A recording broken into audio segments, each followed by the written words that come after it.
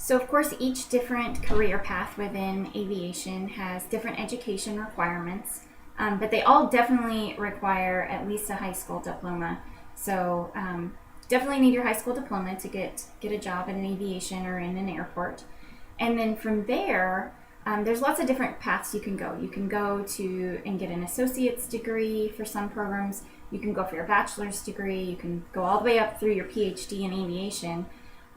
And there's also some other just kind of technical schools that you can go to learn different trades, like perhaps to be an aircraft mechanic.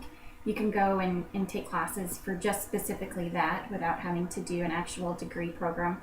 So it really depends on the career path that you want to take, what type of education you need. Like I mentioned, I did both my bachelor's and my master's degree before I started my first job in aviation. I have some packets for you from Embry-Riddle Aeronautical University, the school that I attended in Florida.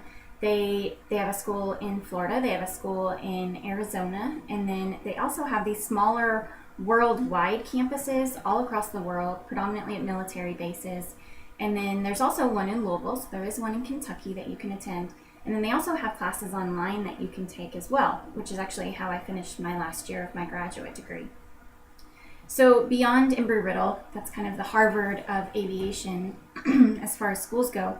Believe it or not, but Eastern Kentucky University, EKU, just up the road, has an aviation program as well. And it's actually a really good aviation program. You can learn to be a pilot and fly out of the Madison County Airport, of which the school is overseeing right now. So you can also get some airport management, day-to-day operation type experience there at the Madison County Airport.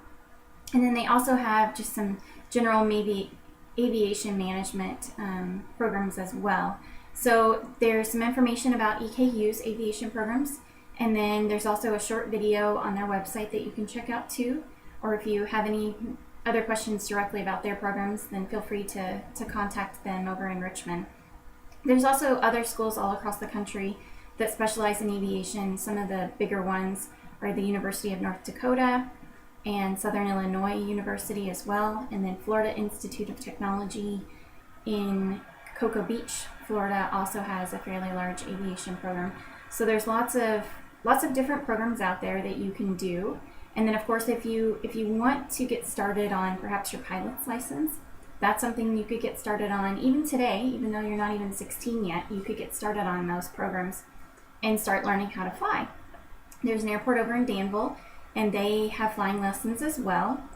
And or you could go over to the Madison County Airport in the Berea, Richmond area too, and they offer flight lessons. So there's lots of things you can do today to get started if you're interested in aviation. There's an aviation museum over at the Lexington Airport, and there's also camps that they put on. I'm not sure exactly the requirements as far as age goes for those day camps that they do in the summer, but there is kind of an aviation camp that the museum puts on at the Bluegrass Airport over in Lexington.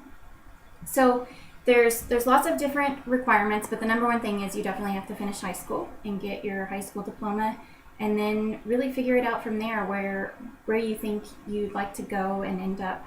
But an associate's and a bachelor's degree is definitely the best path to take, no matter what you're going to do. If you want to be a pilot, pilot training on its own is not enough. You need a degree if you want to be hired by a major airline like Delta or United.